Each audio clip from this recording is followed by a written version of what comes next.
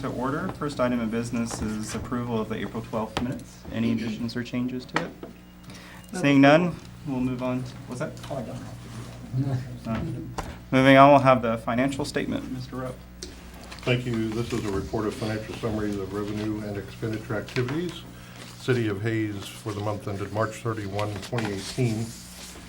Revenues in March total $2,311,000, an increase of $51,715 compared to the same period as last year. Some notable areas of increased revenue. Over the year, insurance refunds for employee benefits was up $32,420. That was for the 2017 KMIT audit refund. And TDD sales tax miscellaneous revenue increased $19,350. These were unexpended TDD sales tax receipts as the TDD bonds were retired early. One notable area of revenue decrease, general government miscellaneous revenue was down due to the receipt of $110,000 from Purple Wave auction for the 2012 Elgin Street Sweeper sale this time last year. Expenditures in March totaled $1,868,830. That's a decrease of $1,203,951 as compared to 17. A couple of notable increases of expenditures. Bickle Schmidt Sports Complex expenditures increased $15,600 due mostly to the purchase of excavating, sand, and irrigation supplies. Fleet maintenance expenditures were up $11,400 due mainly to increased fuel costs. A year ago this quarter, fuel was at an average price of $2.10 per gallon. Notable areas of decreased expenditure, library expenditures fell $920,000 simply due to the timing of payments to them for allocated funds as compared to this time last year. Special highway was off $17,000 due to budgeted ongoing capital projects a year ago. And water sales tax reserve expenditures decreased $60,000 mostly due to R9 water rights transfer assistance expenses this time last year.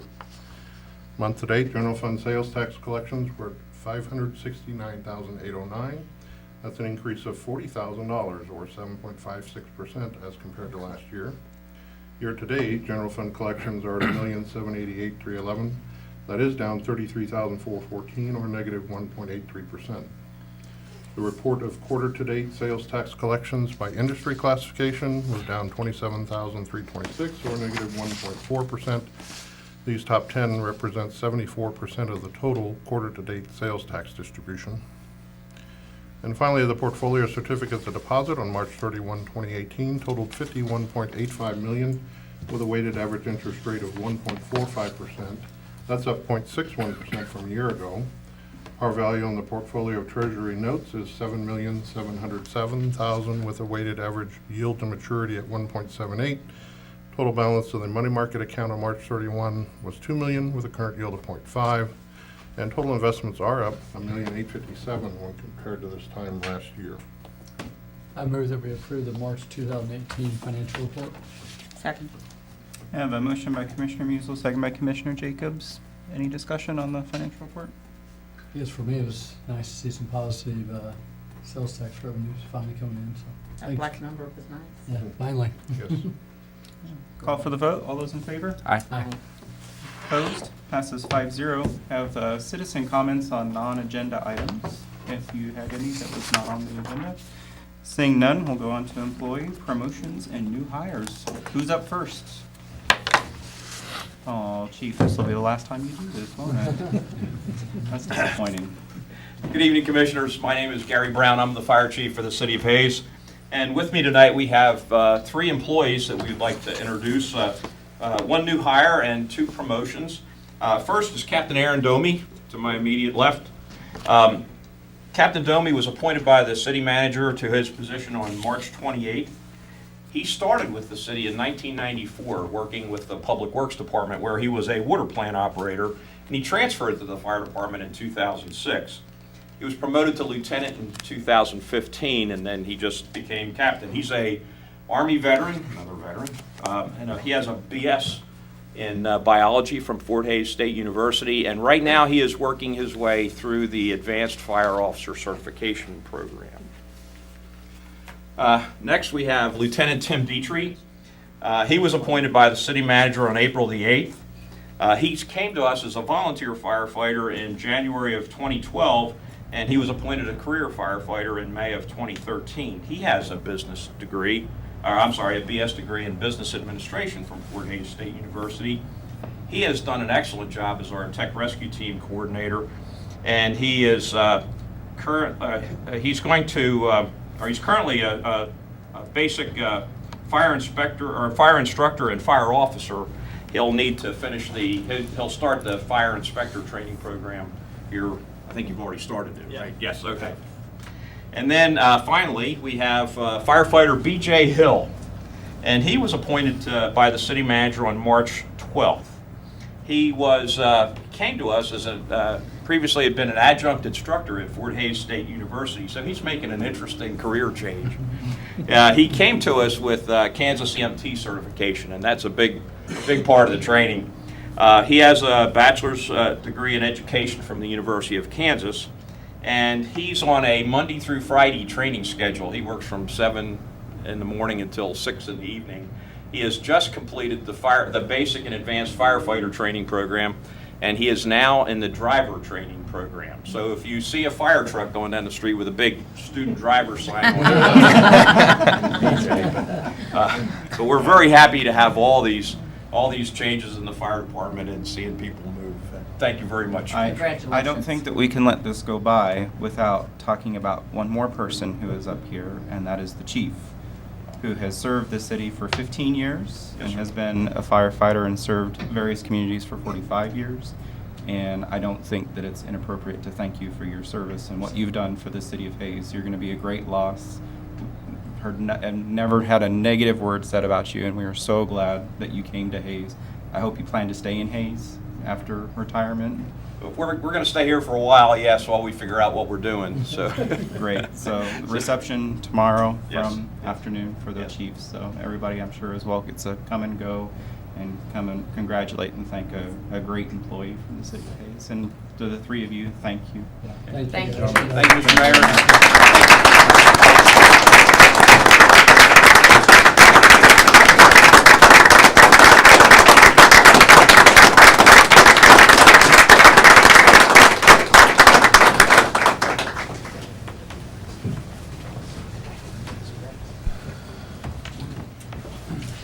Good evening, Commissioners. My name is Melissa Dixon. I'm the Executive Director at the Hays Convention and Visitors Bureau.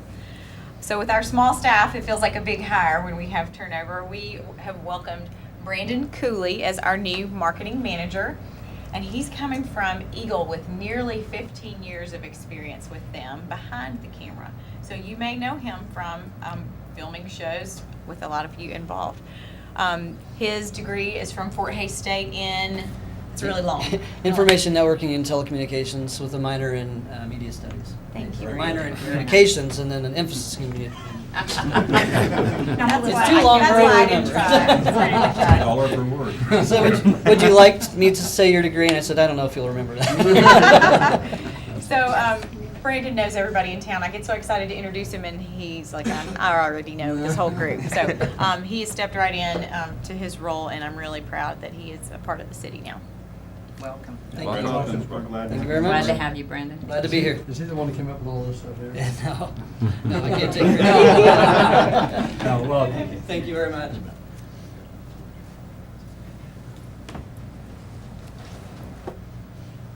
Good evening. Carolyn McCollum Scantlin. I'm Director of the Communications Center. I would like for you to meet our newest dispatcher. Austin Schmeidler has been with us since March the 19th. He is a born and raised Ellis County man. He's now still farming in Ellis County, so we're delighted to have him. He's doing a fantastic job. Welcome. Welcome. Thanks for coming tonight. Thank you.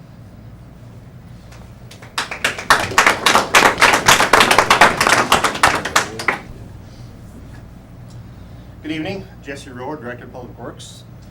With me tonight is Mr. Pat Martin. Pat has recently been promoted from Maintenance Worker 2 to Equipment Operator. Pat started with the city June of 2016. So in less than 2 years, he's gone from Maintenance 1 to Maintenance 2 to Equipment Operator, which is quite astounding. Those promotions are skill-based promotions. They have to be assessed, meet certain skills, be able to do certain things, and they have to meet a certain rating 2 quarters in a row. They're assessed quarterly. And so for anyone to do that, like I say, in less than 2 years is really great. I believe Pat is one of the few, maybe one of the only, who's been in front of you twice for promotions. Pat's he's a great asset to the City of Hayes and the Public Works Service Division. So with that, we welcome continuing on with Pat. Congratulations. Congratulations. Good job.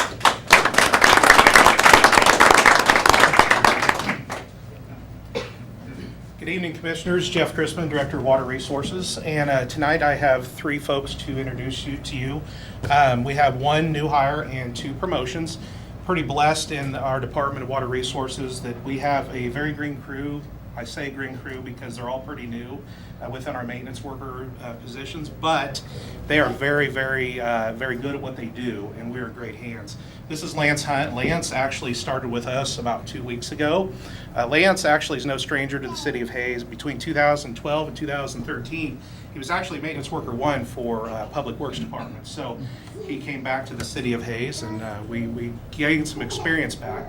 Previous experience for Lance was just recently with Midwest Energy. So he has equipment operator experience, which is great. Meter reading of gas lines and also installation of gas lines, and he has already hit the ground running, so we're excited to have him. So thank you very much, Lance. Next to Lance is Levi Morgan. Levi has been with us for just a little over 9 months, and he's excelled very well. As Jesse had talked about, skill-based promotions are very important, and it's not just a process that we just pick somebody and say, you're ready to go. They have to meet those requirements. And he has only been with us for 9 months. So he has met those requirements, helps us out a bunch, and he is a maintenance worker too now. Beside him is Eric Haas. Eric is also now a maintenance worker too. Eric's been with us a little bit longer, but let's see, Eric, you started with us in May of 2016. Eric as well has excelled very well in his position. All of our folks are very good at responding. As you probably remember, in January, we had some pretty serious water leaks, and these guys responded 24/7 basically for us. And I can't thank them enough. Eric is also a volunteer firefighter for this, Ellis County. So very proud of all three of these folks and glad to have them with us. Thanks for coming.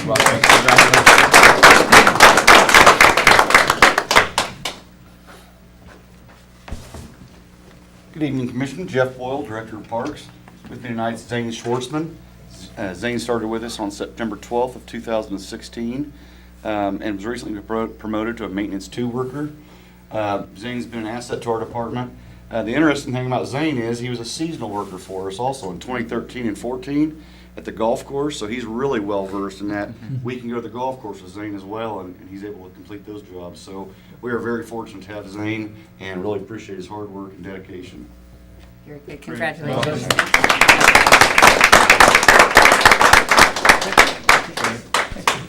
Next item on the agenda is the consent agenda. I was going to say, I want to thank the promoted and new hires and their families for joining us, taking time out of your Thursday evening. Thank you very much. All you guys, thank you guys. Take care, guys. Thank you.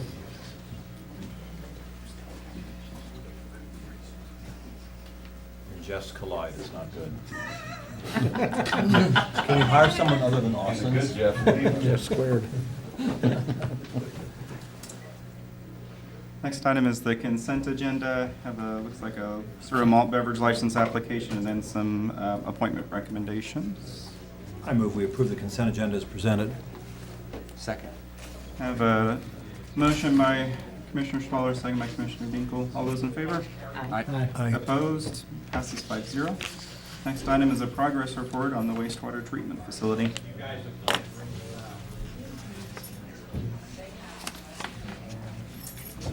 Good evening.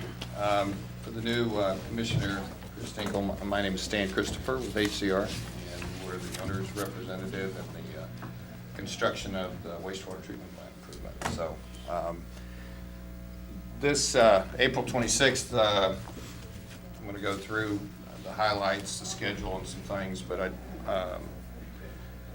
it's basically been a year since we started on the design and construction of this facility, and I recognize today that there's 3 more meetings that I'll will come and report status on. That third meeting, hopefully, based on the current schedule, will be the startup of the liquid part of this treatment plant. So that's how far this has come so far, and how much progress is going to be made by the end of the summer. So. Really does seem like it should be more meetings than that. Yeah, yeah. Great. So the status report, which basically we provide every other month, as you can see on the top, based on the contract, May 31st was the notice to proceed to the design builder, basically to start design. Wasn't too long after that, he was already building things. I think by June or July, they were breaking ground and construction was going, which is the beauty of design build. It really is. We're starting to see the real fruits of the commission's decision to go with the design build contract. The contract date of completion is August 1st, actually, of next year, 2019, with final completion in September. Actually, substantial completion is when the entire plant's put in operation for its intended use, and the only difference between August 1st and September 15th by contract is just fixing the little things, the punch list items that we come up with at the date that we actually grant substantial completion. Contract price was $28 million, $402,200. There have been no change orders on this project, and there are 507 days remaining to completion. The good news is, based on the contractor's progress to date and his latest schedule, is that he's anticipating that he will reach final completion 45 days ahead of schedule, or August 1st, 2019. So he's making outstanding progress, and I also would like to note tonight that I think as this project's going on, we've seen tremendous support out of your staff at the plant. These projects can't happen unless the plant operations staff, all the way up to Jeff and Toby, are not participating in the process, and they attend the meetings, we work through the issues. As a good example is, we're talking about shutting any new plant like this, where you work, or any modification to existing plant, requires you to make connections to the existing plant at numerous times, and usually that requires you shut the entire facility down for 4 or 5 hours, sometimes up to 8 hours. And so obviously those have to be timed when wastewater is not being discharged into the sewer, or at least very little is, and that's usually at 1 o'clock in the morning. And so we're talking about your staff participating, along with the contractor, participating in those shutdowns and fast tracking it, so that in hopefully 3 or 4 hours they can make that connection, put it back into operation well before most of us are up in the morning. So it's been an outstanding cooperation and collaboration, and I look forward to finishing the project with that same level.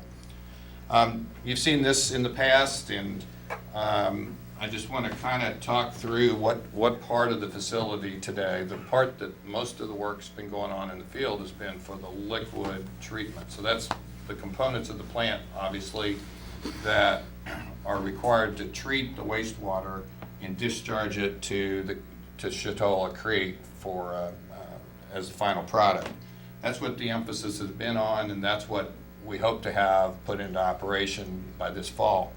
Then following that, after that happens, then there's some facilities that are currently being used for another purpose. We have to go in and retrofit and build some additional facilities to complete the biosolids treatment. So that's the part that really will start to kick in later this summer, and that'll be the part that carries into 2019. But as you can see on here, this actually is a little dated. We started with the influent pump station, the small concrete structure right there in the middle of the circle. Currently, the latest structure to start construction on is what we call the headworks, which is located right next to the pump station. The pump station will pump the wastewater into this structure right here. And in that structure, we'll take out the trash, and we'll take out the sand and grit that comes down in the sewers, because that doesn't fit well in wastewater treatment facilities where it's abrasive to equipment. And so you want to get that out. It can be landfilled. It doesn't require a high level of biological treatment of any kind.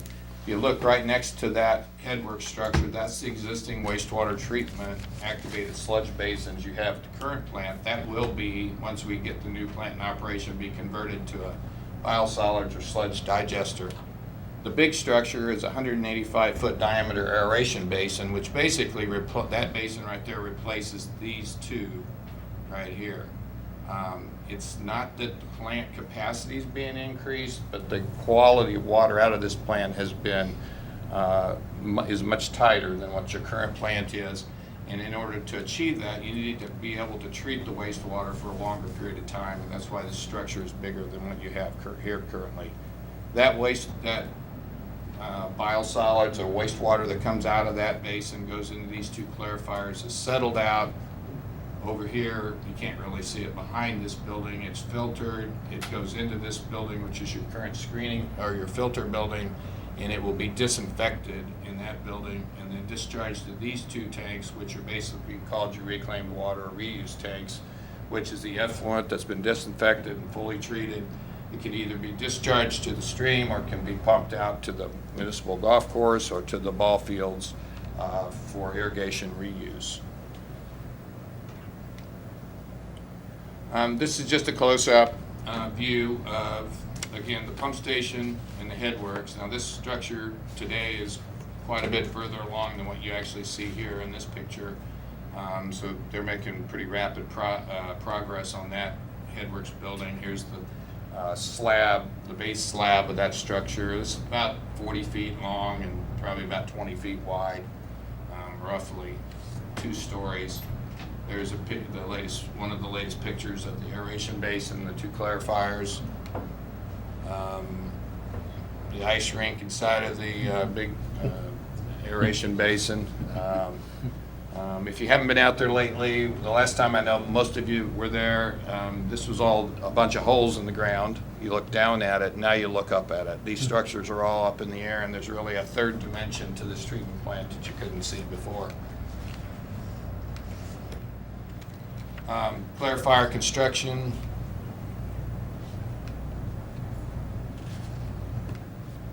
I'm pointing it to the wrong place.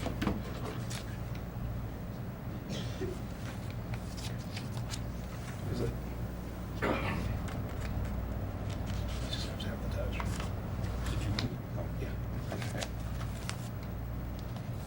And this is the filter that I mentioned. This is instead of the sand filters that are currently existing in that filter building, this is what we call a cloth filter. It's actually a rotating unit with a bunch of cloth filters in there with very fine openings. So it takes out a higher level of solids removal than even the filters you currently have.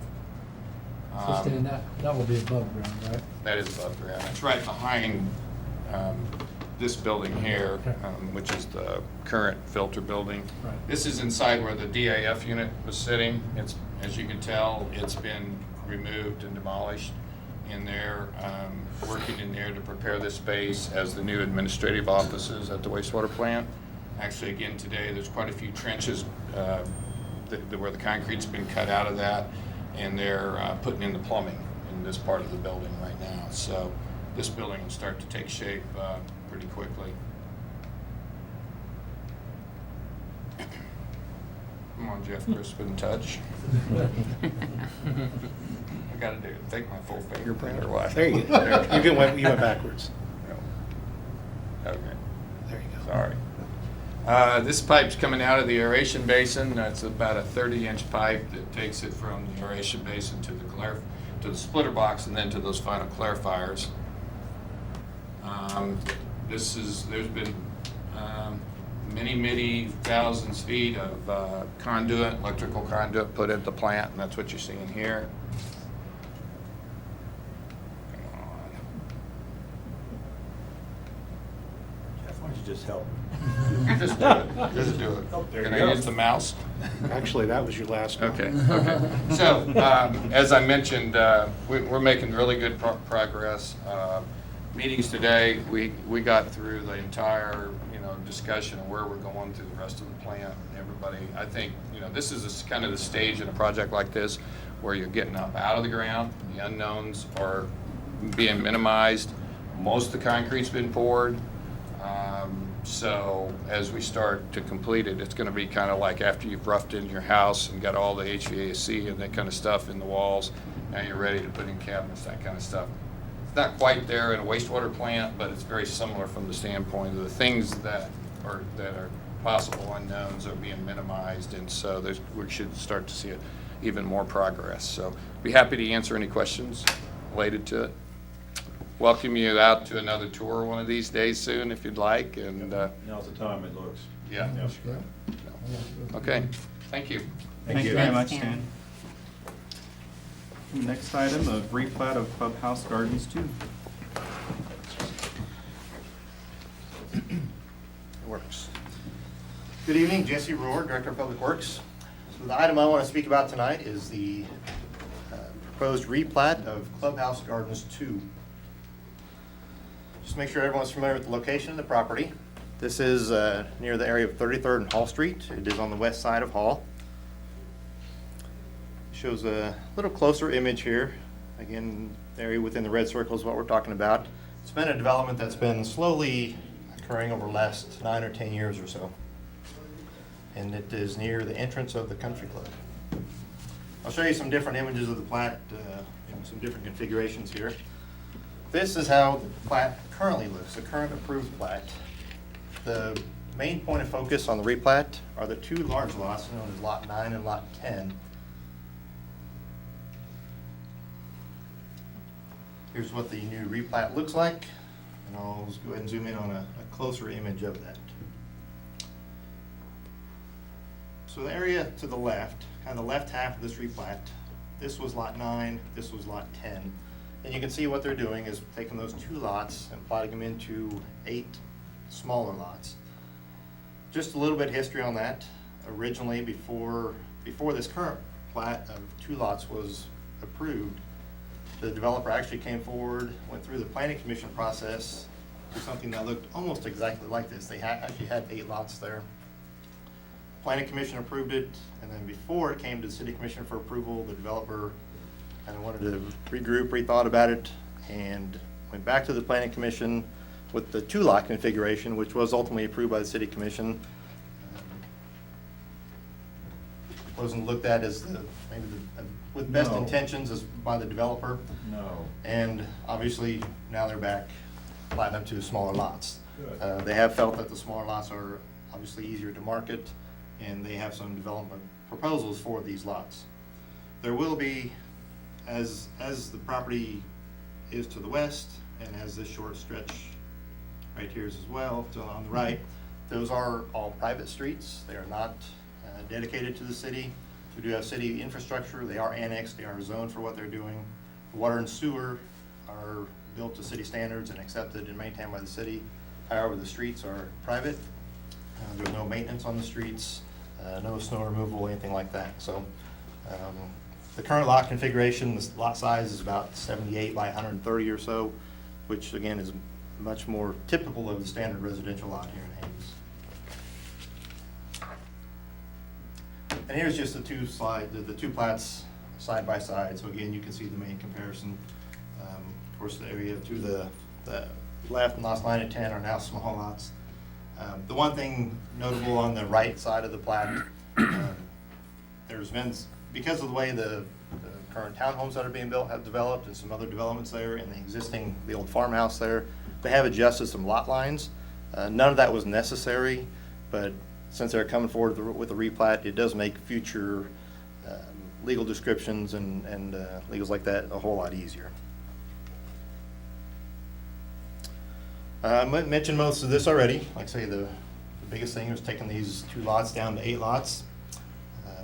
All the streets are private, and do want to note that this, as with all plats, was taken before the utility advisory, before it went to the planning commission, to make sure all proper easements, utility access and everything was in place before it went on. You have 2 options for this item. You can approve the plat as submitted, or obviously not approve the plat. It would be requested that you approve the resolution that would accept the replat of Clubhouse Gardens 2. Mr. Chairman, I move we approve the resolution accepting the replat of Clubhouse Gardens 2. Second. I have a motion by Commissioner Squaller and seconded by Commissioner Musil. Any discussion? We had a good discussion on this last week, I thought. Excellent. And this is what we wanted in the first place. I'm very happy with this change. Yeah, me too. Yeah. Call for the vote. All those in favor? Aye. Opposed? Passes 5-0.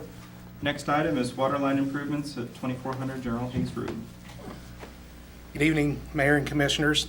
Jeff Crispin, Director of Water Resources. Staff solicited bids for waterline improvements in the area of General Hayes Road between Downing and Centennial Boulevard. There's an existing 4-inch water main that runs on the east side of the building at the strip mall, right there between Centennial and Downing, that contains Nex-Tech and other businesses. There have been past water leaks that have caused some issues in that area due to the nature of where that water line is placed, or was placed originally. We've had some breaks that have caused a little bit of minor flooding. And the proposed project abandons the existing 4-inch line that's in that area and reestablishes services to a 6-inch water line that's actually on General Hayes Road, which makes more sense. The CIP within the 2018 budget included $164,000 for this project. Bid documents were prepared in-house with the Office of Project Management. This is the location. I have a couple different shots to where you can see where this area is. North of 22nd Street, south of 27th Street, and east of Vine. So pretty much where Love's Country Store is, behind that area is where this location is. This, the left side is a little bit zoomed in view of the whole project containing everything. I know you saw that in your packet. The right side basically shows the new connections. The project consists of the following. There is, this thing's running out of batteries. There is 2 valves that are located. One is located near the street on General Hayes. The other one is located up on Centennial Boulevard. The contractor would make a small cut, remove those valves, cap that line, and then the water line actually runs right there on the left side of the screen, right up next to the building. So that water line will actually be abandoned. The project then also will take the 11 existing meters and remove those, relocate those out by General Hayes Road, right by the sidewalk where they should be. And then there'll be 11 new service taps, 1-inch service taps that will be run in and reestablish connection for those buildings.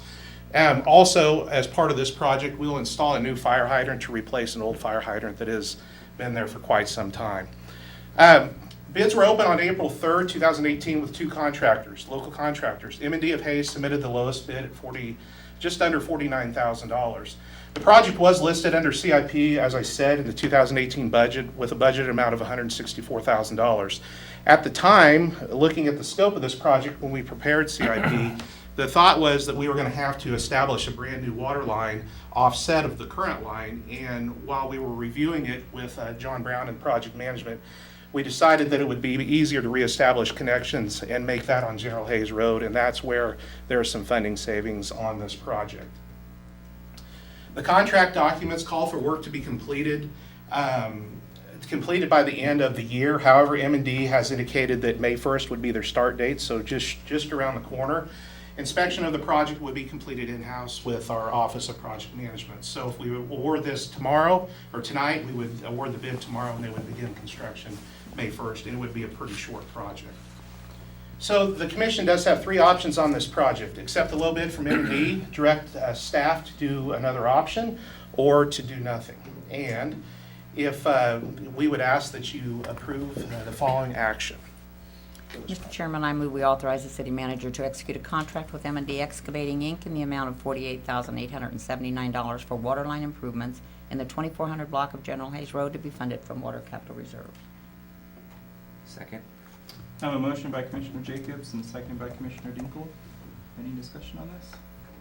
I would just kind of echo what you said last week, Mayor, about, kind of thinking outside the box instead of doing what we've always done and finding a better way to, cap the water line and go a different direction. I think that's, it's not the first time you've done that. We appreciate that very much. And I mentioned that the services will be now on a 6-inch water line, so the service should be just as good, if not better. That's great. It's interesting, though, the way it was input, and Commissioner Schwaller probably has know better why. knowledge. I think did they plan to put? Yes. Okay, that was gonna be like a drive in between there, and then they have construction out against the street Correct. of more There properties. wasn't demand. Yeah. I would And be so it upset. made a little sense when they did it, even though we look at it now and say, I wonder why they did it that way. Yeah, and as Commissioner Musil said, thank you, staff, for thinking outside the box. It sounds like John Brown was able to really help you guys. Yep, absolutely. It's good to hear that with It's the new working well. office, that is working good. Yes. So, very good. Call for the vote. All those in favor? Aye. Opposed? Passes 5-0. Next item is the water plant and high service pump hose roof replacement. Once again, Commissioners, Jeff Crispin, Director of Water Resources. Staff also has solicited bids for the replacement of a portion of the roof at the water plant and the entire roof of the high service pump house at 1000 Vine Street here in Hayes. Bids were submitted by 3 contractors, 2 from Hayes and 1 from Dodge City. The lowest cost bid was from Diamond Roofing of Dodge City, Kansas. Rubber membranes are what covers the flat roofs on both the water plant and the high service pump house. Then part of the water plant roof has reached its end of life, and I'll explain that a little bit on one of the pictures that's coming up. Within our CIP, for 2018, we budgeted $68,400 for this project to replace both roof membranes and the entire roof of the water plant, as I mentioned last week. This is the overhead shot of the project. I can't point to it right now, but the years of how old those roofs are listed right there within each box. The project actually is the areas in yellow. The high service pump house, which is a little bit over 40 years, is up there on the top right. That has quite a bit of pumps in it, and it's a very, very critical structure for bringing raw water into the plant. The other roofs are 18 years for where the elevator sits, and then 25 years for all the other structures. That's amazing. And as I mentioned last week, when we had the bids that were done on this roof project, and they came out, all the contractors came out and decided that, they told us that all those roofs were in good shape with the exception of what's in yellow. And as I mentioned, as you can see there, those are tires that are holding the roof membrane down. The other roofs do have life within them, and we figured that would be 5 to 10 years before we would have to do anything. But there are no leaks coming from any other roofs other than the ones that are in yellow. So the project is as follows. They would completely remove all down to the base, all the product on the roof down to the base. They would install a 1.5 inch insulation base layer on both roofs. They would install a 1/8 inch tapered insulation system, and it has a slope of 1/8 inch per foot, and that would actually be sloped towards the front of the building where a rain garden currently is. They would install a fully adhered EPDM roof system supplied by the Firestone Building Company is who would supply it. EPDM, as I mentioned last week, is an extremely durable synthetic rubber roofing membrane that's widely used on low slope roofs, and you see it in 2 colors, black and white. Ours will obviously replace, and it will be a black color. They will also install 2 24 gauge downspouts that will drain all the water to the rain garden on the front, so it will be actually going towards that front of the building. The roof will carry a 20-year manufacturer's warranty, and as part of the contract documents, the contractor will have a 2-year workmanship warranty on this roof. This is a front view of the water plant. The tallest part of the roof that's right behind the flag, that is the part of the roof that's being replaced. The lower sections are the roofs that are in great shape. Also, that is the front picture of the high service pump house. Like I said, there are some big motors and pumps that are in there. It's an old building. We really do need to protect the structure inside, the structure and what is inside of that building. 3 bids were opened on March 27th from 3 contractors. Diamond Roofing of Dodge City, Kansas was at $43,000. Another close bid was High Plains Roofing of Hayes, Kansas at $43,600. We also have Roof Masters of Hayes, Kansas at $45,285. The contract was written such that each contractor had to provide 3 references for this project. I made contact with all 3 references for Diamond Roofing. Those were as follows: the City of Dodge City, Kansas, USD 443 Dodge City Public Schools, and also Hutton Construction out of Wichita. I talked with all 3 of those, and they gave favorable references. I also found out that Diamond had done some work for Fort Hays State, so I made contact with Fort Hays State and asked about how projects had went before. One of the previous projects was some work on Gross Memorial Coliseum's roof and some other areas. I had favorable reference on them, and also they were chosen for the new arts building that is being constructed right now. They will be doing the work on that roof as well. On the financial considerations, as I had mentioned before, it was listed in our CIP in the 2018 budget. The budgeted amount originally was $68,400, and that amount was such that would actually replace all the roof structures. But as a review, we decided that it was not necessary to replace those other structures that were structurally sound and in good shape. So we have three options in front of you tonight. One, accept the low bid from Diamond Roofing. Two, direct staff to another option. Or three, do nothing. And this would be the action requested if you choose to move this forward, and I will stand for any questions. Mayor, if you could, I'm probably gonna repeat stuff I said last week, and I know you expect this, Jeff. I'll be voting no for this, and for me, it's just a personal thing. You know, almost 5 years, I look back 5 years ago to the day when I became commissioner, we had almost identical thing. I appreciate, you know, what you're doing, because we're doing the right thing by, you know, taking care of the roof. I just, and this would be long before I was a business owner, I guess it's the way I was raised. I truly believe on, you know, working with local people, you know, when you can. And for this small amount, to me, I wish there was a way, and I know I'm outnumbered. I was outnumbered with the previous commission I served with, and I respect that.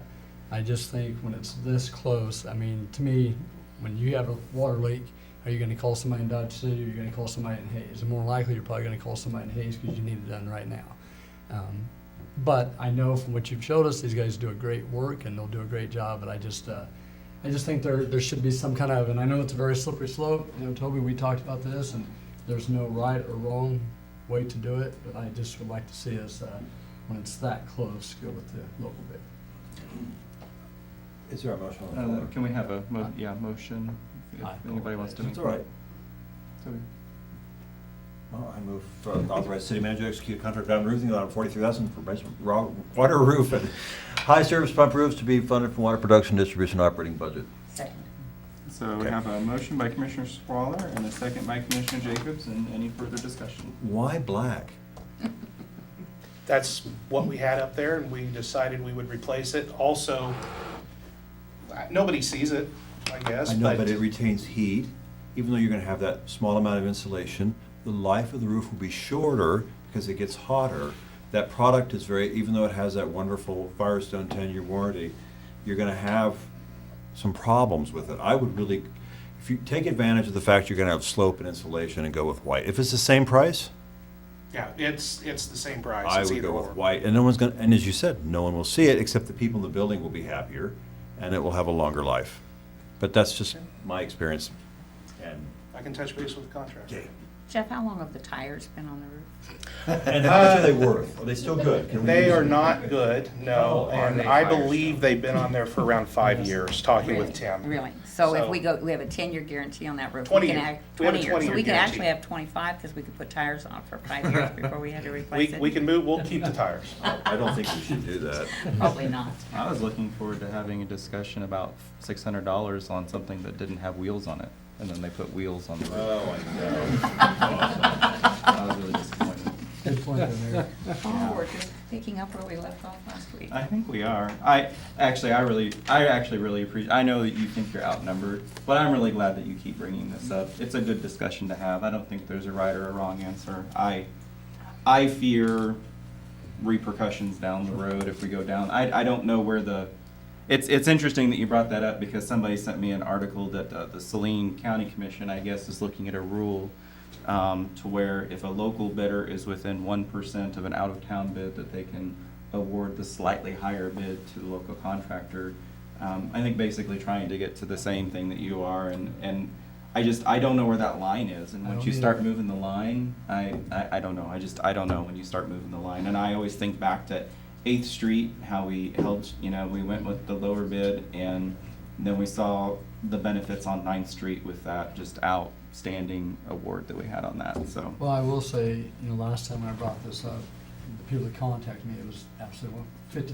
Yeah. People that agreed and disagreed. Right, So yeah, it is close, in right now, it's just about the $600, but in my mind, it's about so much more because you don't know, if you change the bidding environment, you don't know how those bids are gonna come back, and it's just, I don't know, it's just a road I just don't wanna go down. And that's my feeling in it. I certainly understand what Commissioner Mussel's saying, and it's hard to disagree with, but I do not want to remove the competitive environment, and I Mhm. think that's what can happen if we, why would anybody bid it if they think it's gonna be close and we're gonna give it Right. locally I've anyway? used the High Plains Roofing and Roof Masters, and they're excellent Excellent. companies, and Mhm. I'm glad they're here. Yep. They're usually very, very busy. Mhm. The fact that out-of-town bidder will come in and stay here and eat here and shop here, I think It's not gonna hurt the two other bidders. No, it's not gonna hurt. I- I would agree. Yeah, I have good discussion, so call for the vote. All those in favor? Aye. Opposed? Nay. Passes 4-1. Next item, Thanks, Jeff. will actually be, we're gonna hear from you and then we'll open the public Open hearing. the public hearing, and then I'll Okay, discuss. so we'll go ahead and open the public hearing to consider the Hayes Hotel LLC, Hilton Garden Inn and Conference Center Community Improvement District. Mr. Rupp? Thank you. Good evening, Kim Rupp, Director of Finance. Before I get started, I did want to recognize that we have the proposed hotel land developer and hotel operators with us this evening, Raju Sheth and Mitesh Patel. Thank you for being here. Thanks Thank you for coming. Thank you. We are in receipt of a Community Improvement District application from the current landowner, MAO Investments. This is a CID application that is pretty straightforward, very straightforward, not unlike anything we haven't done in the city already, which includes 48th and Roth, which is the Holiday Inn Express at 2%, the mall CID, which is the Big Creek Crossing Mall at 1%, the Extended Stay Hotel, which is 1% at JT Travel Plaza and 2% at the new Marriott, and then the Hayes Investors, which is 2%, and those are lots north of Home Depot that are undeveloped right now. So this is a proposed 2% CID sales tax beginning in April 2019, a term of which would be the 22 years or the reimbursement of the CID cap they're estimating at $3.115 million. This would be a pay-as-you-go, so they're not asking for any special revenue bonds to be issued. The CID sales tax will be used to reimburse the developer for eligible project costs. The city would collect a admin fee of 0.5%, which we do on the current CIDs we have, that's per policy. And then compliance with the development agreement, that reimbursement that we talked about is conditioned on compliance with the terms of the development agreement that we'll talk about later. So that's really all I have for that. That's very straightforward, not much there on the CID. Okay. Did the developers, did you gentlemen have anything to say or anything to add? If so, this would be your opportunity to do that. You don't have to. I just want to give you the opportunity if you want to. No? Okay. Any discussion? No? Mr. Chairman, I move we close the public motion. I have a motion by Commissioner Schwaller, second by Commissioner Musil to close the public hearing. All those in favor? Aye. Aye. Opposed? Passes 5-0. Next is establishing the ordinance for CID. So tonight's staff recommendation and action being requested is to approve the ordinance number 3950, which would establish the Hayes Hotel LLC Hilton Garden Inn Community Improvement District and levying the CID sales tax. Mr. Chairman, I move we approve ordinance number 3950, establishing Hayes Hotel LLC Hilton Garden Inn Community Improvement District and levying the CID sales tax. Second. Motion by Commissioner Schwaller, second by Commissioner Jacob. All those in favor? Aye. Opposed? Passes 5-0. Next, I'll open the public hearing to consider the Hayes Hotel LLC Hilton Garden Inn TIF redevelopment project plan. Mr. Rupp? Thank you again, Kim Rupp, Director of Finance. And this public hearing really does only cover the TIF redevelopment project plan. However, the ordinance for later is threefold. It includes this TIF project plan, also the TGT agreement ratification, and the development agreement. I'm going to hit a couple of those, and we'll concentrate a little bit more on the development agreement tonight, since we've reviewed this several times throughout the last months. On the TIF project plan, if you recall, that plan spelled out a phase 1 and a phase 2. Phase 1 is the hotel and the convention center. Phase 2 is a development of 2 outparcel lots there. Phase 1 is to begin in 2018 here and last 18 months in construction. Phase 2, they're estimating completion and operational early 2023. The totals of those 2 projects are at $19,375,000. That project plan also had a few benefits listed. They were estimating 80 construction jobs, 88 operational jobs, obviously an increase in hotel rooms in the city for that capacity, and then increase in sales tax, because in this TIF district, in this particular case, sales tax would not be reimbursed to the developer. The sales tax would still come to the taxing entities that it was originally designed for. And then Wichita State did have a cost-benefit ratio of 1.78 that they indicated in their report on that.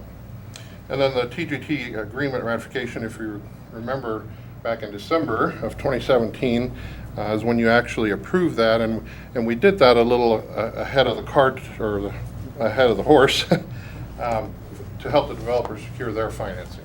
So that was to enhance that for them. And it was contingent on this point in time now. So it was contingent on a formal development agreement. So on the development agreement, we're just going to hit a few points in there, some highlights. The development agreement defines and limits the city's participation. It sets forth the project requirements for the developer to earn those incentives, and then it sets forth city's remedies if the developer does fail to perform. So the city's participation is threefold. Again, it includes the tax increment financing, which is incremental property tax only, no sales tax. That will be reimbursed to mutual developers for the eligible project costs. They're estimating a TIF cap of $3.7 million plus interest on the TIF costs, and the term would be 20 years, the earlier of the 20 years or the total reimbursement of that TIF cap.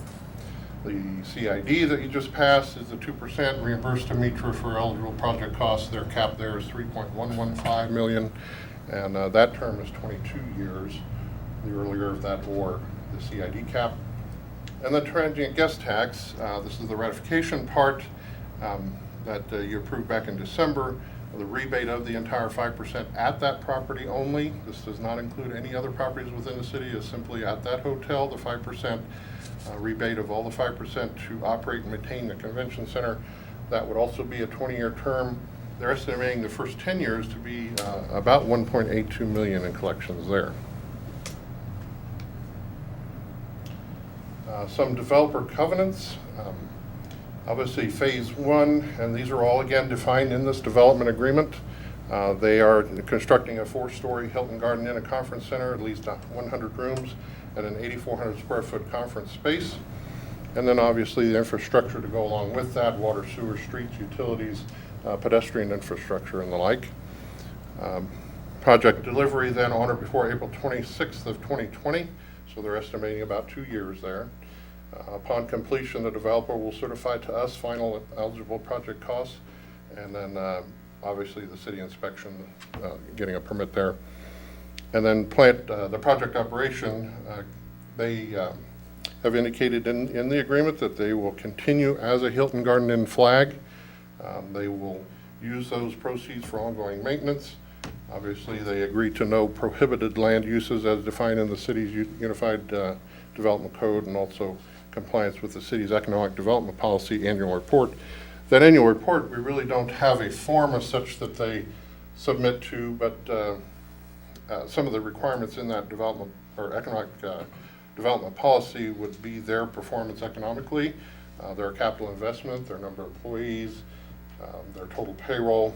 It also provides them an opportunity to describe to us their achievements, their community engagement, and also their job training at that property. And then finally, the city's remedies in event of default, the failure to perform an obligation or breach of any covenant within the development agreement. Obviously, they have 30 days to cure upon notice from the city. And then we can terminate the development agreement and cease the pay-go reimbursement, and then any other remedy provided by law. So that's really all I had on those 3 items. Okay.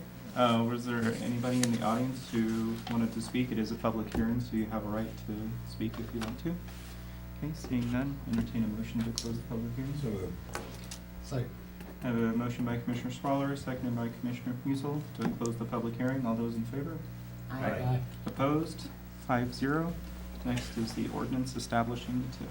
So as I mentioned, the ordinance is threefold. It includes the TIF redevelopment project plan, approving the development agreement, and ratifying those transient guest tax agreements. So we would ask, we recommend and ask tonight the approval of ordinance 3951. I move that we approve ordinance number 3951, adopting the Hayes Hotel LLC Hilton Garden Inn project plan development agreement and transit gas tax agreement ratification. Second. Motion by Commissioner Musel, second by Commissioner Dinkle. All those in favor? Aye. Aye. Aye. Opposed? Passes 5-0. Thank you Thank you. very much, Mr. Rush. Appreciate it. Yeah. Thank you to the developers for coming. Thank you very Thank much. you, We're guys. very happy to have you We will next. start moving very fast. I think the closing for the land is on May 10th. And Awesome. most of the drawings are already completed. Even send the recent franchise, the full agreements and everything already to the city. Wonderful. Very exciting, thank you. Yeah. Thank you for coming Thank you. today. Our community is very excited for this. Before we go on to the progress report, we did have the one add-on item. And before I kind of open that up for discussion, it's in regards to the lane configurations on Canterbury. I had a couple commissioners request to have a discussion of rethinking the three-lane lane configuration on Canterbury versus keeping it with the four-lane configuration, just if it's okay with the city manager and commissioners. The discussion, the information I've gotten from city staff is that the three-lane configuration is a part of the contract that, when we passed the road maintenance program last year. And so that is part of the contract and that's part of the bid document. So it would take formal action on the part of the commission in order to amend that contract or to give the city manager the authority to amend that contract that has already been executed. It's also my understanding that the subcontractor who's coming to do and you all got this information, to do the restriping will be here not next week, but a week from this coming Monday. Of course, there's no meeting scheduled between now and then, so if there were to be a change in the flavor of the commission from a three-lane configuration to a four-lane configuration, it would necessitate taking action at this meeting. As I had some emails with Commissioner Schwaller regarding the rules of procedure. In order to take action on an item that was not discussed at the previous meeting or at our previous work session, it would necessitate a 2/3 vote, which in our case would mean that there would have to be 4 affirmative votes for the action in order for that to happen. The alternative to that is that the rules for procedure also allow to, by a simple majority vote, so only 3 votes, to suspend that section of the rules requiring the 2/3 vote. And then we would go ahead and have the vote on whether or not to amend the contract. So with that said, if there's any discussion on that item. I would make a motion to suspend it. I've said that I would like to keep it. I'm not gonna make a big deal out of it. To me, I think, in my opinion, the community would like us to keep it that way. So I have a motion to suspend the current rules and procedures of the city commission that were adopted at our January 8th meeting. Is there a second for that? I'll second that. Okay, I have a second. We'll call for any discussion on it before we call for the vote. I have to choose my words very carefully. You may be down a commissioner.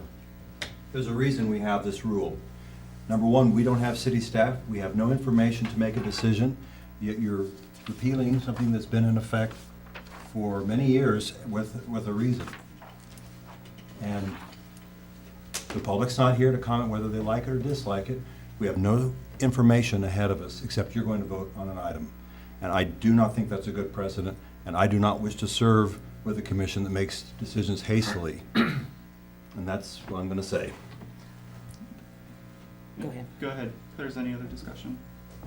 I don't think it's done in haste, to be honest with you. I don't like doing this way. I'll be very honest about this. I've had a number of calls in this last week, really more than I've had on any other subject, which is really surprising to me because we've had some really strong discussions previously. I think we've talked about this in the past. I will be honest, I don't care one way or the other if it's striped 4 lanes or 3 lanes. I'm a person that travels. I get out into communities. My brain maybe fortunately or unfortunately, whichever it is, connects with whatever's happening on the street. Mhm. And I just drive the streets. So I don't know that there's going to be a lot of issues driving on it either way. I think that there's strong feelings about it within the community. There is a way to suspend that. That's the reason the suspension's even written in our rules. It's not that we're not doing something that we said we could do. We voted on this. We put section 8.1 in there that says it can be suspended. It's just part of what it allows us to do. It's difficult. It was a difficult decision for me to do this. I'm not sure I would have moved it, but I was comfortable seconding it. We've got two major issues in front of us at this point. One is procedural, whether this issue is worth the kind of procedural checkmate of suspending the rules. I personally don't think it is. I was trying to come up with a scenario that I think exercising that piece of the rules would be worth it, and I was having trouble coming up with one. It certainly wouldn't be over the number of phone calls and emails that I've gotten over this. I don't think this is worth it. The other is whether it makes sense to go back on staff recommendations and, as Commissioner Schwaller said, without any information in front of us, making a snap decision on something like this. I have heard from a fair number of people over this. I, on the other hand, have not been surprised, because the reason we hear from people is because people hate change. We have a lot bigger issues that we've been discussing in this commission that have gotten much less play just because it doesn't affect people's everyday life. That said, the reason we were striping it to 3 lanes was based on staff recommendations. We've also done this on 13th Street and Hall Street. It has worked. I remember the uproar with 13th Street. My grandfather was one that drove down the turn lane all the way down 13th Street because he didn't understand the way the stripes work. But other than that, I think it has worked very well. It's improved traffic flow. It's made it easier to access the street.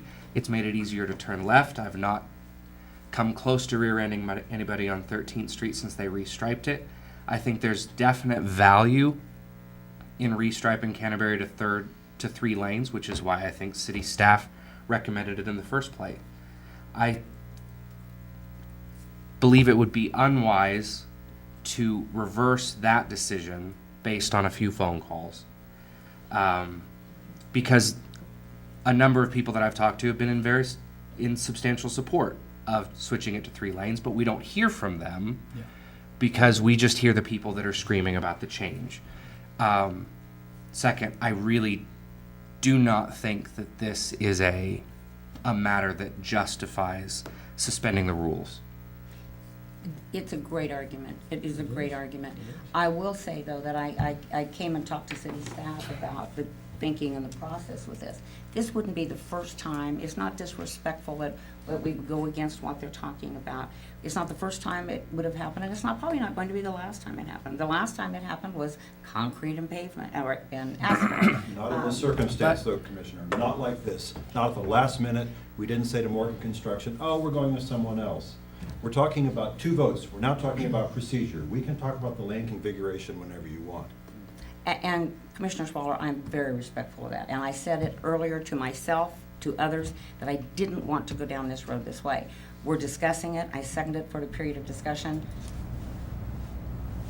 I guess if it's okay, I'm gonna chime in with just a little, the alternative here, if this is something that we would want to continue to discuss, and I guess it's my fault that I didn't put this out here at the beginning when I was talking about what it would take. The alternative here is to have a special meeting next week, only for this agenda item, and to take action then, because there is a full week between this and when the contract would come. So that would follow the rules of procedure. There would be no reason to suspend all of the rules and procedures. We could accomplish the same ends without causing problems. I would be very comfortable with that, but I even have one step further, and I didn't have an opportunity to call in advance. City manager advised us that they changed the striping date. I guess they use another contractor for striping, I assume, and they moved that contractor to Right, May 7th. that's what he's talking about. Is there not any reason it can't be moved farther than that, and you don't have to have special meetings or anything? I mean, it leaves it unstriped for a period of time, but I don't, it's just a question, rather than holding a special meeting. Because I'm not sure, Commissioner Schwaller, would you feel like there was an opportunity for enough input and discussion if we just had a special meeting next week? You know, And that's just a suggestion on my part. What you said, just holding off until we can just. I'm fine with that as well. But go ahead. I'm with Commissioner Dinkle. We're not talking about building a water line to Edwards County. Yeah. We're not talking about roundabouts on Vine. We're making something out of nothing. It is an important issue to the people that call. I'm not dismissing that. But we need to look at the Kansas Department of Transportation reports that told us when 3-lane, there are multiple reports we've received over the years. That's why Hall, 8th, 13th, 22nd, and Canterbury. Do I care? And even parts of 27th are 3-lane. We thought the end of the world, people were going to die. Wheels were going to fall off cars and hit people as they walk. They were going to die. We took far more heat on 27th Street than we've gotten on this. And most people have been very respectful and said, and they've been really lovely. And so if you want to do it, you do it any way you want. I'm saying, though, I don't think the way you're going about it is proper. And you probably should have decided this back in December. But now you're getting the calls, and that's the problem. No. You can't stand for something that you wanted to do originally. It's like 27th Street. Again, people were going to die. Has anyone died on 27th Street from a wheel falling off a car and hitting someone? No. Has home values dropped $30,000, $40,000? Of course not. So, I don't disagree with you. That's what we heard. Yes, we did, and that actually took me back a little bit when people said wheels were going to fall off and hit their kids, and I just never heard that before. But anyway, I guess my thing is when we did 27th, 13th, and Hall, and that was a long time ago. 8 is I remember city staff showing us like the accidents and how many there were and how much it was going to improve. I don't remember Canterbury having a big issue. That's been my whole issue. I mean, I'm not going to, put a sword down. I mean, I don't agree with it. You guys know that, but it is what it is. But I don't remember ever seeing, city staff did present us information, but I don't ever remember them showing us that this is going to save this, we're going to have this many less accidents by doing that. I don't see the big problem on that street. Here's what it comes down to me, at least on just the lanes issue, not procedural issue aside. Staff recommended that we go to 3. They had reasons. They laid this out whenever this was decided on, which was before I was on. If we're going to reverse that, it needs to be for a better reason than a lot of people are going to be upset. Oh, absolutely. Because, yeah, we're getting some calls, we're getting some emails, but just because people are upset does not mean that it's the wrong decision. But I don't think the overall one of the reason first, why we're doing it is that's the only for reason them. why we're revisiting this right now is because we're all getting blasted. Yeah, I know that, but the thing is, have we proved to people overall that this is going to be great and we're going to... Yeah, with 13th Street, 8th Street, 27th Street, and Hall Street. But there's no issues on Canterbury. If I could just interject on the accident situation, I've had Jacob keep track of or gather information for me on accidents of every single one of those streets. They were all, 4 years ago, they all had more accidents than they have the last 4 years. Yes. But we've only done the change in the last 2.5 years. So there's really nothing glaring that says it's fixed a lot of accidents, because there was never a lot of accidents anywhere. Gentlemen, I'm really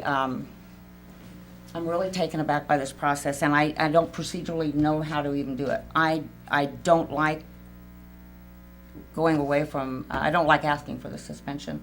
I second it for the purpose of discussion, but I think I will vote no. I will tell you that even though I made the motion I would go more for a special meeting. I know it's a very small thing, if we choose to do that, than going against, it does make it look bad. Makes me I- feel bad. I don't know how it looks. It doesn't feel right. And it's about doing the right thing. Well, if it's okay, I have, Can I how do I do that? Can I? well, Mr. Byrd, what does Robert say? Just Well, defeat them. If you want to. Let's just defeat the We'll just motion. vote it You down. have, Yeah. you should vote on your pending motion. and Just write it I have two questions first. One, my question is going back to what Commissioner Jacobs talked about and just asking the contractor to hold off until our next regular meeting. And what does that entail? Is it possible? And do you just need a consensus from the commission in order to do that?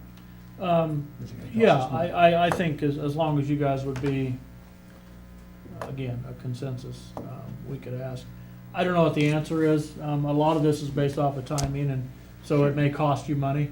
The contractor may say, sure, I'm going to do the job, but it's gonna cost you money because now I have to remobilize and I'd have this fit into a Right, slot. and I don't know what the answer to that is. And I have a that's feeling what I it will. thought, is that it would cost us money. So Mr. the- Chairman, I respectfully ask that you call for the vote. Well, I If appreciate that, but there's a few things, I have one more I'm question. My next question is, as far as the special meeting, refresh my memory, what takes place in order to have a special meeting take place? This being requested in writing by a certain number of commissioners, I think it's Right. 3. That's what I remember. And there's it has to be in advance, but I think it's 48 hours. Okay. And then with that said, I do want to talk about if it's right, if it's okay, Commissioner Jacobs, I do want to address the proceed, because I think that it is important to point out that this is a part of the rules, and now some people can say, you shouldn't use that. Well, if we should never use it, then I would say the next time that we have the discussion about adopting our rules and procedures, that those items should just be removed from the rules and procedures. Because if it's in the rules and procedures, then it's there to be used. And, I realize that we can have an argument about whether this is a big enough reason to use them, and I think that's a fine discussion to have. But the implication that simply using it is somehow wrong, I want to patently disagree with. I agree with you. And say that these are the rules and procedures that were adopted by the commission, and all 5 of us voted for it. So to put forth the argument that using it is somehow wrong or looks bad in front of the public, I just want to patently say that I disagree with that. With that, I will call for the vote. All those in favor? Opposed? Aye. Looks like it fails at 5-0. With that, I think we're ready for a progress report, I don't believe we have a progress. No, we don't. I think it's on the agenda, but Jacob is. but we're not. Jacobs? Mr. Okay. Progress is at a conference. Gotcha, all right. Well, then it will be time for commissioner inquiries and comments. Commissioner Dinkle. I should really be ready for this every week, and I never am. We get to the end of the agenda, and I'm Well, like, it's really unfair oh. of me to always start with you. Maybe Yeah, I should that's. start with myself I next thought of that time. last year. It was always me first. I'm glad we decided not to go down that procedural route. I'm still not even in favor of a special meeting for this. I don't think we need to move this forward, but if you call one, I will be there. I thank you all for the discussion tonight. I appreciate it. I know there's different perspectives on how we should exercise our positions as representatives, but I appreciate all of the input tonight. I have 2 things. If anybody thinks it's easy sitting in these chairs and making these decisions and working on this stuff every week, I'd welcome the conversation with them and share with them that it's not always so easy. I really appreciate Commissioner Schwaller's strong feelings this evening. Again, it just didn't make a lot of difference to me one way or another, and if that's a bad thing, I apologize for that. But I think it's going to work out fine. I think 3-lane works fine. I think there's another discussion to be had at some point about 27th Street and ingress into Dillon's. There's things out there that happen that probably need to be discussed. This probably doesn't need to be one of them. I'm really proud to serve with all of you because I think we can have strong discussions and we can agree to disagree. And we can move and second and then vote no and still walk away feeling like we've done the right thing for the community. I appreciate that. The other thing I'd like to do is I'd like to thank Holly Dickman, Stacy Minson, and Jeff Crispin for taking on putting the water conservation posters. They're actually going to be in the building at 9th and Main, I believe. And they'll be down there with all the posters, the winning posters. They'll be down there to talk about conservation. Our young people in our community have gotten very, very involved, and I think that's one of the reasons we're so successful with water conservation in this community. So I encourage you all to stop by and see those. That's all. Thank you. I also like to, we have a lot of, I think our community wants us to talk about stuff like this. I agree. But I think one thing I've always bragged about, and I've served with, I don't know how many different, 7 different people up here now, or somewhere around there, is we've always been respectful, we follow the rules, and, we all, like you said, disagree, but we've been respectful about it, and, when you brought that up, it kinda, I don't agree, I don't wanna change it, that's just my opinion. And I think there's people with, back and forth on that. But to do something to, look like, we're not transparent, or what, if that's the right word, I don't wanna go down that road. And, but I would like to see us keep it that way, but if we're gonna do it the right way.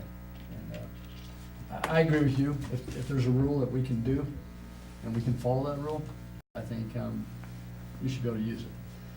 But sometimes, if it just looks bad in the community, it makes us all look bad, and I don't wanna go down that road. I mean, no matter what, somebody's gonna be happy, somebody's gonna be unhappy, but, I think, everything tonight, whether it's my disagreement on the local policy, it's just an opinion, we all represent, the community, and we all, I think, want our best for the community. Absolutely respect what you bring to us, your, knowledge, and, but I also think we all should have our own opinions, and I think we do. Absolutely. I agree. I'm going to change the subject because it needs to be changed. Thank you. I took 2 fantastic Fort Hays students, Faisal Romano and Collins Onchangwa, to the Kansas Entrepreneurship Challenge at Kansas State University on Tuesday. They both have really amazing ideas for new ventures, and they both won honorable mention, $1,000, which is interesting to me because the kind of competition at Kansas State University, we have graduate and doctoral students in engineering and medicine, and we're competing with undergraduate students that are doing far better than these research schools. One of them, Collins, has been accepted to the Rainier Challenge at the University of Missouri Kansas City next Thursday, the 4th. So enjoy your meeting. I won't be here because I'm taking Collins so that he can win more money so he can develop his app, which is an app that connects shippers and over the long haul truckers, and it eliminates the middlemen of dispatchers and suppliers and all of that by using artificial intelligence and a proprietary algorithm that he's developed with other amazing Fort Hays students. So That's awesome. thank you so much. That is really awesome. Thank you. Pass on. Wow. My congratulations. Yes. That's fantastic. Algorithm, proprietary, there's all kinds of All kinds of, that's just what I was trying to say, those words mean something to someone. But I do appreciate that we have that competition at the university. I've participated in the past. These kids are so bright. These young people are so bright, and I appreciate all you do for that. They do the work. But I you make just it, show you up. make it happen. Yep. Yeah. I appreciate the conversation. From my perspective, I have always said that I think that the 3-lane configuration would work better, but the reason that I continue to say that is because I think the intersection at 22nd and Canterbury would function better. Whenever I have this discussion with people, the comments that I always get is, "We'll just fix the light." Well, when there's no dedicated left turn lanes, You can't fix it. you can't just turn on the left turn signal going both ways when there's no dedicated left turn lane. But it's a difficult conversation to have. And I respect the opinion that, we shouldn't change our minds just because people have been discussing, just because people tell you they don't want it. It's definitely an argument I've used in the past. I'm not gonna lie, I've used that argument in the past. I think in this instance, where I don't really know that it's broken, so I don't know what we're trying to fix here.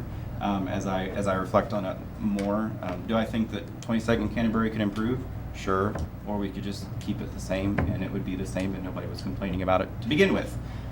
So in this instance, I guess I disagree, and I do think that people contacting us and saying, leave it alone, don't change it, is a reason to revisit it. And I think that's- and to keep it the way it is. I'm sorry to interrupt. I think that is so important because I had great conversations about this. It wasn't just somebody calling and complaining. I had really good conversations going both ways.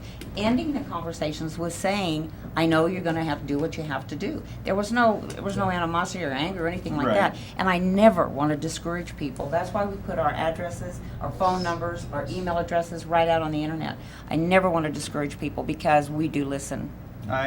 And just for me personally, you know, I live a block off of Canterbury. I have to go through that intersection multiple times every day. I work at the hospital, so, you know, I don't know what responses you guys have gotten. I've gotten just the same emails you have gotten. I haven't gotten a lot of phone calls, but I get stopped every 10 foot in the hospital with people asking me why we're doing this, so. You'll probably hear more about it than anyway. Right, yeah, so, you know, I guess my opinion has changed. I've never really, I still don't have strong feelings about it. I'm saying the same thing, but I guess my opinion is that if that many people are talking to me about it, then I do think perhaps it is appropriate for us to listen to them and to at least have a discussion and consider redoing it, so. Also, we're gonna have the pavilion ribbon cutting, tomorrow. So if you're in the downtown neighborhood at 2 p.m., come down for the ribbon cutting. And then we'll also have the come and go reception for Chief Brown, tomorrow afternoon. Great employees, really serve the citizens. We appreciate it. And Melissa, thanks for sharing the information about the new flags. They're really outstanding, really Thank you very much. outstanding. Okay, with that, we are adjourned. God bless the city of Hayes. Thank you, Mayor.